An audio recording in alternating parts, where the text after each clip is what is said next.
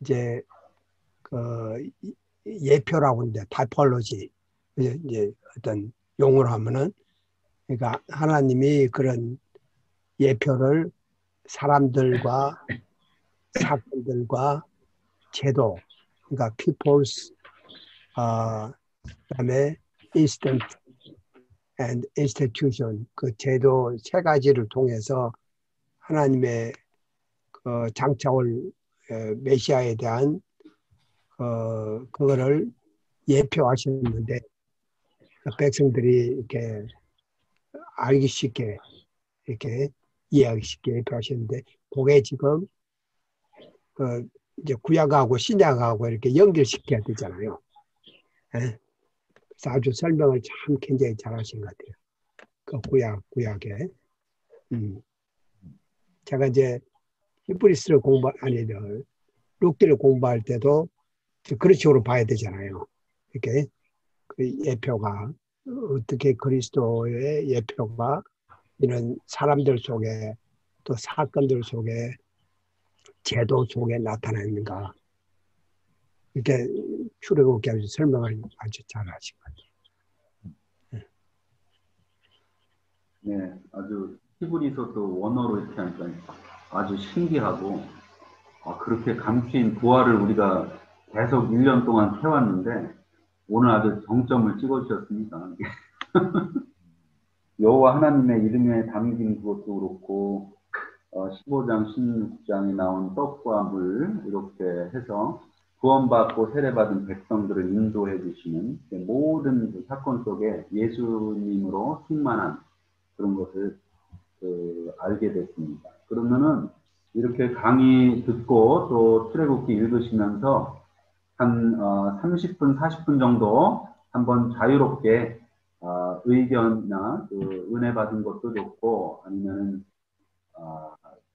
다른 의견, 다른 또 이제 이견도 좋고 질문도 좋고 한번 나눠보겠습니다.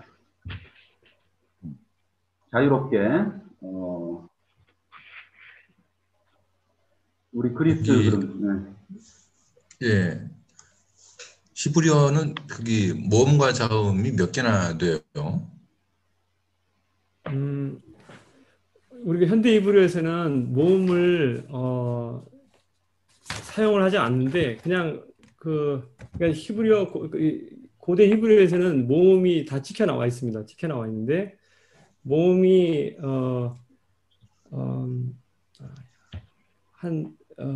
제가 정확하게 지금 기억이 안 나는데 5개나 6개 정도 되고요. 그다음에 자음이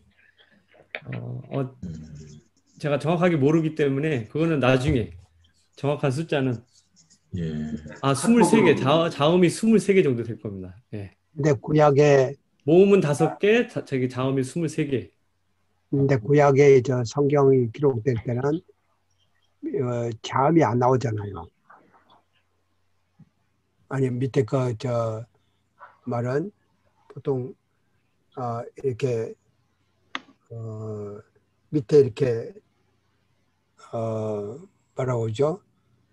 히브리 말로는 이제 카마츠라고 하는데 그런 것들이 이제 모음이 구약에는 나와 있습니다. 이게 다 기록이 되어 있고 이제 신약이라고보다도 지금 현대 히브리에서는 그걸 쓰지 않습니다. 자음이 없이 모음 없이 모음이 문장이라든지 있지 않는데 모음이 없이 자음만으로 된단 말이죠. 읽을 수 있습니다. 예. 참 신기하네요. 저기 아까 여러 가지 성막 기구들이 예수님을 상징한다고 이렇게 말씀하셨는데 보면은 막 그 성막 기구들 만들 때 뭐 몇 자를 하고 어떻게 만드는지 구체적으로 하나님께서 막 얘기를 하십니다. 저는 사실 이거를 뭐 한두 번 읽은 건 아니지만 읽을 때마다 조금 졸려요. 왜냐하면 이게 무슨 뜻인지 모르니까 어떻게 만든다는 건지 정확히 잘 이해가 안 되고 저는 이제 그 공학을 전공한 사람이긴 한데도 불구하고 이게 뭘 어떻게 하라는 말인지 감이 안 와갖고 사실 많이 읽어도 어떻게 하라는 말인지 그게 또 무슨 의미가 있는지 왜 그렇게 하라고 하는 건지 근데 아까 그 말씀하셔갖고 예수님을 상징한다고 하셔갖고 제가 굉장히 더 궁금해졌거든요. 그에 대해서 한 말씀. 성막 만드는 거 진짜 꼼꼼하잖아요, 그죠? 예. 네. 이제 그 네. 성막을 이제 만들 때 이제 하나님께서 이제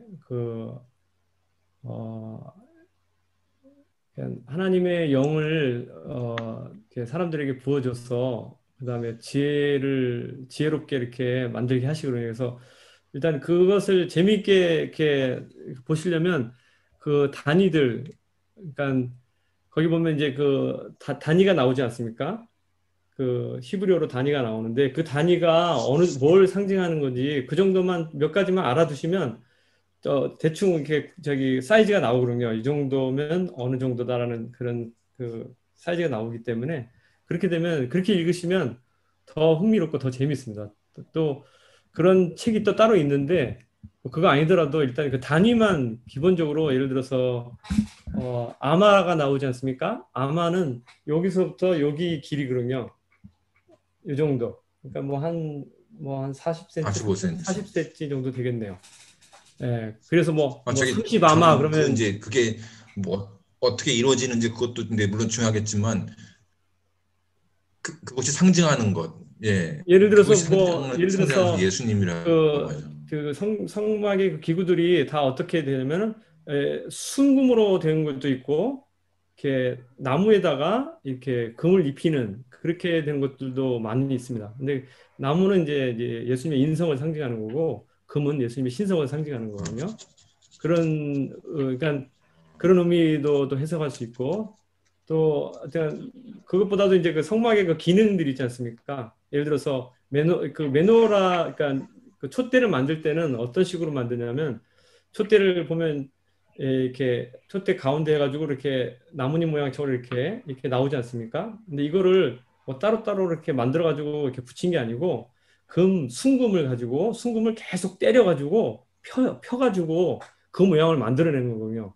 그러니까 예수님을 계속 예수님 십자가를 상징하는 거죠. 그것을 예수님을 때려서 그 예수님으로부터 시작해서 이렇게 교회가 나오고 신자들이 나오고 그래서 세상의 빛이 되도록 하는 그것을 상징하는 그런 의미도 있고 뭐 계속 그것만 또 따로 또 강의를 해도 시간이 부족할 정도로 거기에 많은 의미들이 있거든요. 성막만 따로 해도.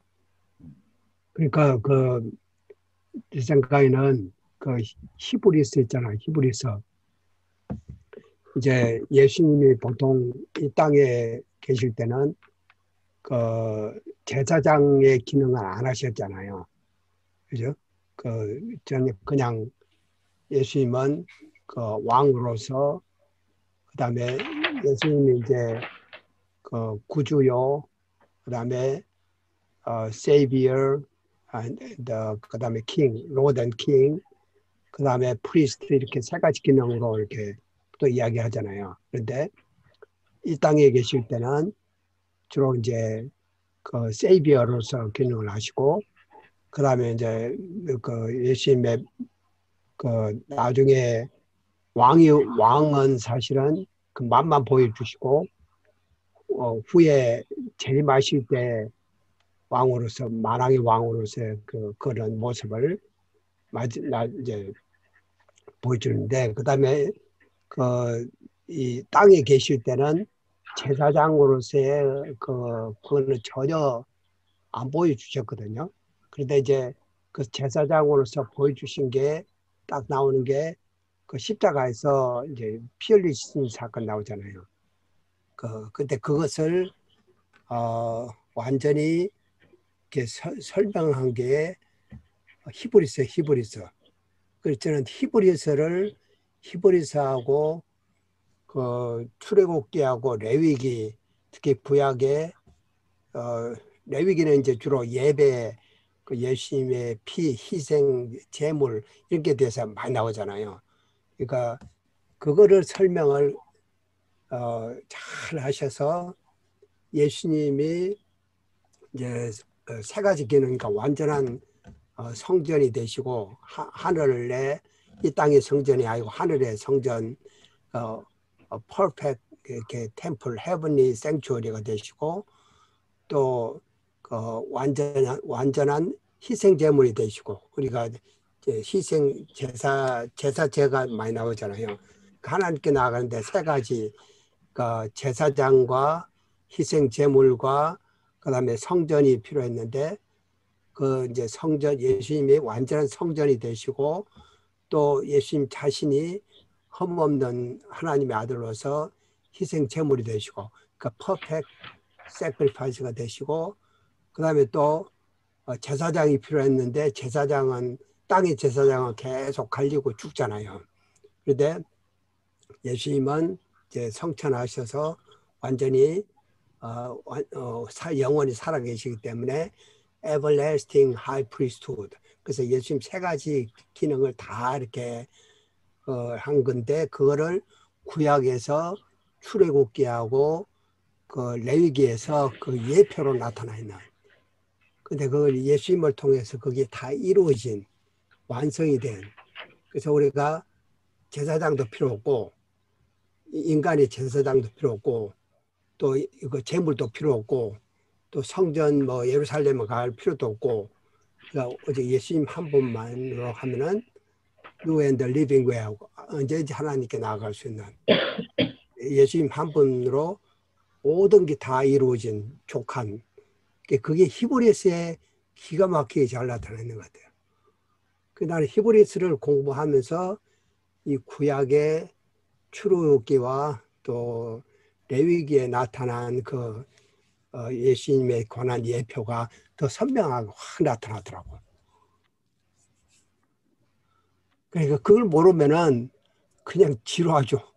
굉장히 지루. 이게 왜 이런 걸 만들었어? 근데 그 의미를 찾으면 진짜 굉장히 놀라운 것 같아요. 네. 아까 마지막에도 골로새서 2장 17절 이렇게 모든 그런 구약에 하나님께 나오는 그런 예식과 그 절기가 이제 섀도우 그림자라면 영어에는 이제 한글 성경 보니까 이제 몸이라 그랬는데 영어에는 the reality라고 그랬더라고요. 그러니까 실체라는 것인데 그 실체 드러나는 이렇게 본질은 예수 그리스도다. 이런 이제 그 말씀과 또 히브리서 9장 12절에서 그 예수님의 피를 통해서 단번에 영원한 속죄를 염소나 이런 그 양의 피로 하지 않고 그리스도의 피로 영원한 속죄를 이루셨다는 그런 말씀이 오버랩 되고 생각이 나더라고요. 또 다른 네. 제가 우리 손여사 선생님한테 하나 물어볼 게 있는데 예를 들어서 이제 그 히브리 지금 현재 원어에는 밑에 그 밑에 그라고 뭘 그럼 점 찍는 거 뭐 이런 게 있잖아요. 예. 예를 들어서 창세기 1장 태초에 같으면은 벨리시트인데 벨리시트 밑에 이렇게 딱딱 점을 찍고 이렇게 다 이렇게 점이 막 많잖아요. 예. 점이 그 자음이죠. 점이 모음입니다. 모음입니까? 예. 그게 모음이구나. 그게 모음입니다. 예, 점이 모음이구나. 그러니까 그게 기록이 안 돼 있구나. 예. 그러니까 지금 기록된 거는 전부 자음으로만 돼 있고 모음은 없는 거죠. 그렇죠. 예. 근데 그 모음이 없는 거를 이렇게 어떻게 그거를 알 수가 있나요? 아니, 그러니까 이게 모음이 없는데 나중에 이제 후대에 와가지고 사람들이 막 뭐 모음을 많이 이렇게 막 이렇게 했잖아요. 떠가지고 그래서 우리가 벨리시트라는 이것도 그 뒤에서 넣었기 때문에 이제 알 수 있지. 근데 그거를 히브리 사람들은 이스라엘 사람들은 그냥 모음 없어도 그냥 읽을 수 있습니다. 예. 바로 알아요. 예. 참 신기하네. 그거는 이제 그거를 다 외우고 있거나 또 그것이 삶 속에 이렇게 배어져 있으면 저도 여기서 이제 오래 살다 보니까 이제 모음이 없어도 그냥 다 읽을 수 있습니다. 그냥. 그래요. 예. 그게 그냥 눈으로 배운 거하고 실제하고 다르구나. 그렇죠. 예, 실제 여기서 사는 거랑 거기 가서 아, 이제 딴 데서 배운 거랑은 되게 다른 점이죠. 예, 딴 데서 배우신 분들은 이제 읽을 수가 없죠. 예, 그걸 못 읽어. 예. 그냥 이렇게 저 몸이 이렇게 점이 몇 개고 뭐 점이 2개고 3개고 다 다르거든. 예, 발음이 달라지거든요. 예, 그런 걸 알아야지만 이제 읽을 수가 있는데 다른 이제 배우신 분 그런 게 참 어렵더라고. 어렵죠. 예, 그런 거는 어렵죠. 근데 이제 그것보다도 아까 이제 강의에서 나왔지만 그 뿌리 찾는 게 굉장히 중요하거든요. 그것만 잘 알고 있으면 그냥 그 온라인 성경을 통해서 얼마든지 그 되게 깊은 그 성경의 세계, 하나님의 세계, 말씀의 세계로 더 깊이 들어갈 수 있거든요. 그래서 저는 그런 안내말을 이렇게 따라가서 하다 보면 그 어떻게 성령님께서 도와주셔가지고 그 신약 하나 예수님이 하신 말씀하고 연결이 되더라고요. 그렇게 해서 이렇게 딱 이해가 딱 되면 제가 아까 말씀드린 이제 막 소름 끼친다 막 몸이 막 으슬으슬해진다. 그 히브리어는 보통 그 동사가 먼저 이렇게 나옵니까? 아니요. 그러진 않아요? 예. 어. 동사가 이제 비동사 같은 경우는 이제 그 동사를 안 쓰는 경우도 있어요. 동사 없이도 그냥 주어하고 그냥 목적어만 가지고도 문장을 만들 수 있고. 근데 강조하는 단어를 맨 앞에 이렇게 쓰나요? 보통? 그거 이제 문법인데 이제 네. 그렇게 하는 경우도 있고요. 그러지 않은 경우도 있어요. 그런 경우도 있고요. 예. 근데 참 그 나는 하나님의 이름이 참 굉장히 놀라운 것 같아요. 그 열심히 헤이 해가지고 완전히 I am who I am에서 비동사라는 것은 항상 살아있는 거잖아. 그냥 딱 정체되어 있는 게 아니고, 근데 이제 항상 과거에도 있고, 현재도 있고, 미래에도 있고, 항상 언제나 이렇게 살아있는 그 비동사라는 게, 그 앞에 요게 야훼 해가지고 앞에 여기 딱 하나 들어가니까 야훼가 돼버리잖아요. 예. 그러니까 여기 어디서 나온 거지? 요게 무슨 뜻이죠? 유두인데, 그러니까 예를 들어서 그 우리 선지자들 이름 보면 거기 보면 다 대부분 유두가 들어가 있습니다. 그래서 뭐 예샤야후 거기도 유두가 들어있고 엘리야후 할 때도 그 야야 할 때 그게 유두입니다. 그러니까 일반 이름이 들어갈 때 이게 많이 들어간 뭐죠? 네, 그게 하나님을 가리키는 단어입니다. 하나님 할 때 이제 유두 이름이 들어가는구나. 나는 느헤미야후 할 때 또 야 이게 다 들어갑니다. 그 출애굽기 3장에 그 나는 스스로 있는 자니라. 예. 나는 나다. 그것도 하나님을 나타내는 여호와의 그 이름의 설명이죠. 그 중에 하나죠. 예. 알파의 오메가의 뭐 있잖아요. 예. 그렇죠. 제가 질문 하나 드리겠습니다. M이 헤이. 근데 그 앞에 헤이에서 요드가 하나 딱 붙으니까 야훼가 딱 되는 거야. 얼마나 아주 정말 놀라운 소름이 돋치더라고요. 그 여호와의 한 단어 이름에 그 모든 게 다 같이 있다는 것이 너무 놀라워요. 제가 질문이 하나 있는데요. 그 우리가 보는 이 성경하고 이 유대인들이 쓰고 있는 자기네들의 그걸 뭐라 그럽니까? 그 유대인들이 쓰는 자기네들의 그 스크립처를 뭐라 그래요? 유대인들은? 우리가 쓰고 있는 성경이나 유대인 쓰는 성경이 똑같습니다. 똑같은데. 똑같죠. 근데 이제 유대인들은 제가 이렇게 직접 대화해봤을 때 성경 자체를 배우기보다도 이렇게 뭐 탈무드, 미시나 해가지고 이렇게 해석해 놓은 거 있지 않습니까? 랍비들이 해석하고 이런 것에 더 관심이 많고 이제 성경을 직접 해석하는 것을 두려워하더라고요. 우리 뭐 교회사 보면 이렇게 성경 막 함부로 뭐 해석하고 뭐 읽지 못하게 한 것처럼 그런 두려움이 있어가지고요. 그러니까 오히려 저보다도 성경을 잘 모르더라고요. 성경을 잘 모르고 오히려 뭐 탈무드, 미시나 뭐 랍비가 해석해 놓은 거 뭐 여러 가지 그런 것 많이 알고 있더라고요.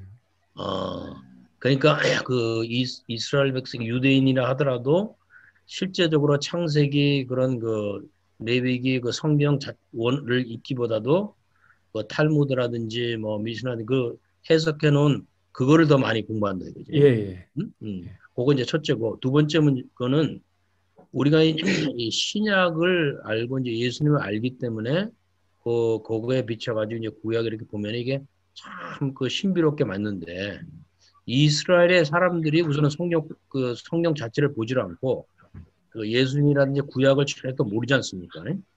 이런 사람들에게 이런 것을 이렇게 설명하고 그럴 때 그 사람들이 납득하기가 참 우선은 그 잘 모르니까. 어? 그래서 그런 면에서 이제 유대인들이 이 성경을 이해할 때 구약과 신약을 이렇게 이제 같이 이게 된 건데, 그거를 참 이해하기가 참 어렵지 않은가. 거기에 네, 대해서 저도 이제 선교지에서 이제 그게 가장 어려운 문제였는데, 예를 들어 제가 만약에 신약을 이야기하게 되면 이제 금방 마음을 닫아버리고 거부하거든요, 유대인들이. 그래서 이제 이렇게 해서는 이제 복음을 전할 수가 없겠구나 그래가지고, 그래서 이제 시작한 게 구약에 이제 나타난 구약을 통해서 이렇게 얘기하면 듣더라고요. 사람들이 마음을 닫거나 막 배제하거나 막 이러지 않고 일단 듣더라고요. 그래서 구약에 나타난 이제 예수님을 이제 공부하게 된 계기가 사실 그거였고, 그래서 이렇게 접근 방법이, 그러니까 구약을 통해서 이제 먼저 가르쳐야 돼요. 그러니까 그 성경을 잘 모르기 때문에 먼저, 희한한 일인데 어쨌든 간에 유대인들에게 먼저 성경을 가르쳐야 되고, 또 그 성경 구약의 기초에서 복음을, 그 구약에 나타난 복음, 이제 그리스도를 이렇게 소개해주는 그런 식으로 이제 문제를 저희가 여기서 풀어나가고 있는데, 여전히 쉽지는 않은 문제입니다. 여기 그러니까 사람이 할 수 있는 일은 아닌 거라는 거를 제가 이제 결론을 내렸거든요. 성령님만 할 수 있다라는 결론을 내렸고, 어쨌든 접근 방법은 그런 식으로 하고 있습니다. 그래서 성경을 먼저 구약을 가리키고, 모르면 가리키고, 만약에 알게 되면 거기에 감춰져 있는 이제 그리스도를 이렇게 잘 풀어서 해석해주는 그런 방향으로 사역을 이렇게 하고 있습니다.